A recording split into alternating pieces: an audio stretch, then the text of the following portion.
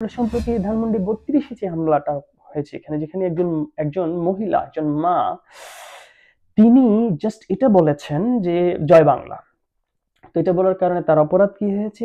তাকে পিটিয়েছে।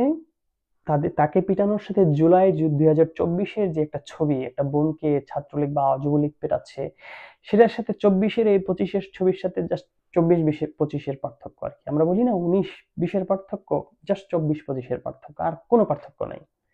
কিন্তু আমার কথা হলো যে যারা পিটিয়েছে তাদের ব্যাপারে, তাদের এই পিটানোর নিয়ে একটা কন্ডেমনেশন কি এনসিপি, বিএনপি, জামাত কেউ জানিয়েছে? আপনারা দেখেছেন?